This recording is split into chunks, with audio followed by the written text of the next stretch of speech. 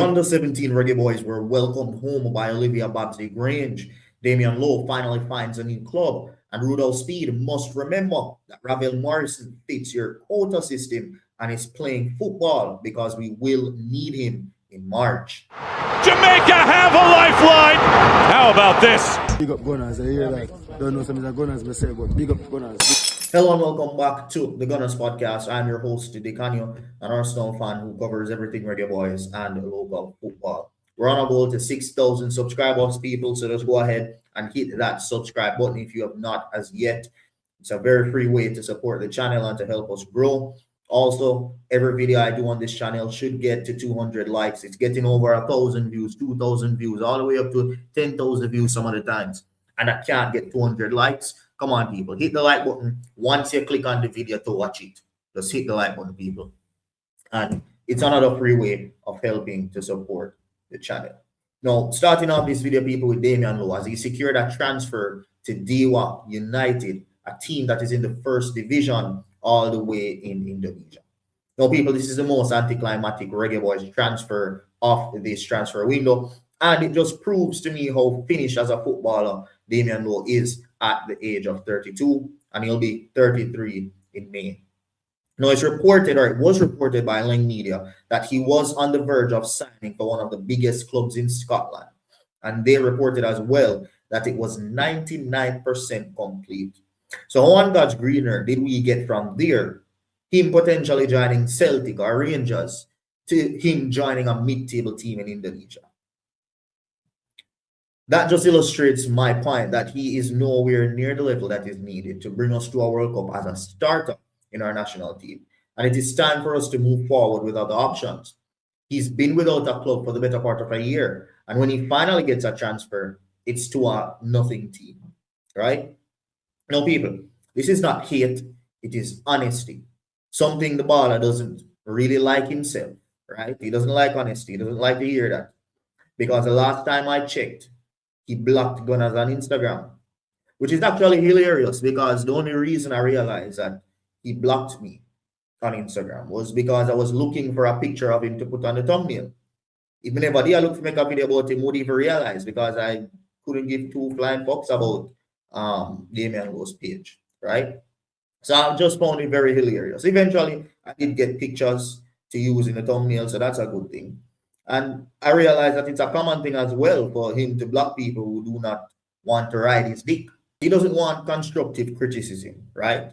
Which again shows his weak mentality. It shows why he's not able, or why he was not able to fulfill the potential that we all expected him to early on in his career.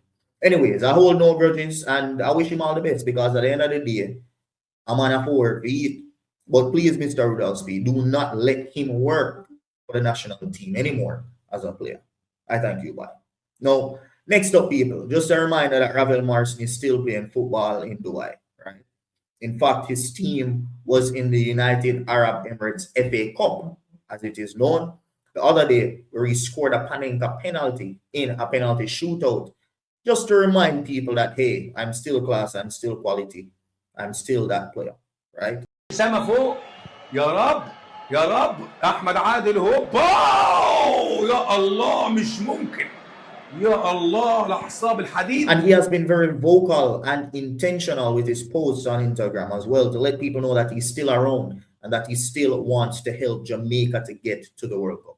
Now, since he has played for us before in the past, that means that he does fit Rudolph Speid's quota system for the national team. So once he stays fit, he will be eligible for selection.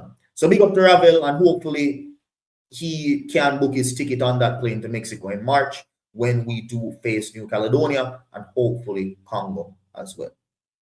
Now, next on the chopping block, people, is the under-17 Reggae Boys who secured their spot in the next under-17 World Cup, redeeming themselves after failing to qualify for the World Cup last year, right?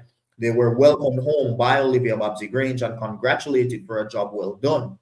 The World Cup is being held every year now for the under-17s, so hopefully the Reggae Boys can make this a regular occurrence.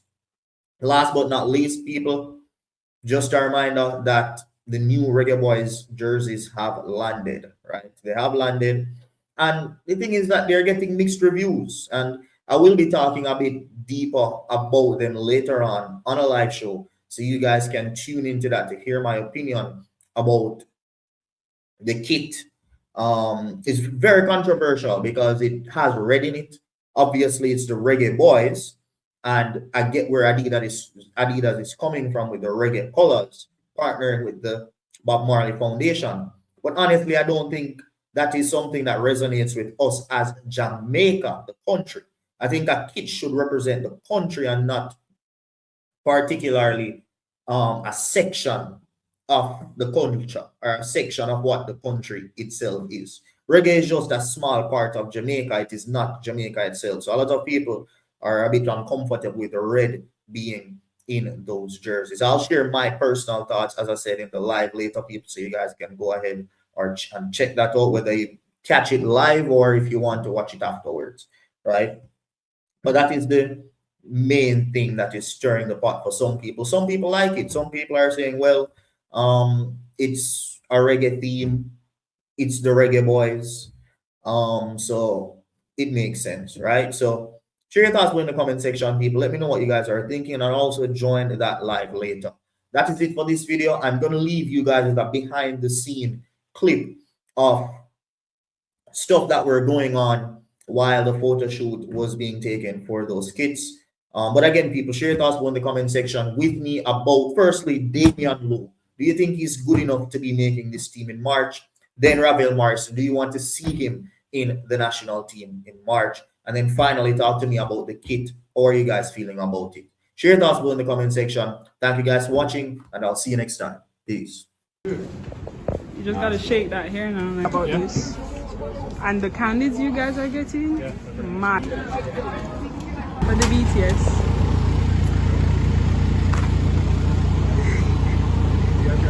$360.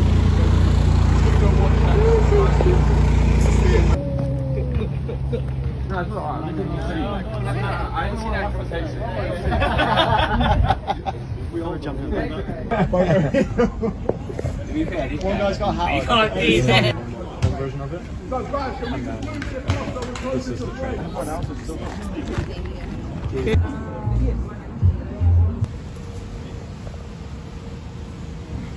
It's red still. Red's out, that's right. I'm vlogging the whole thing. Unfortunately. I'm getting the vlog for February 13. So we're here. We just watched the car scene. Karoy. Say hi. The vlog. It's not coming out till next year though. It's not coming out till next year. Jamaica have a lifeline. How about this? Big up Gunnaz. I hear that. Don't know some of the Gunnaz myself, but big up Gunnaz.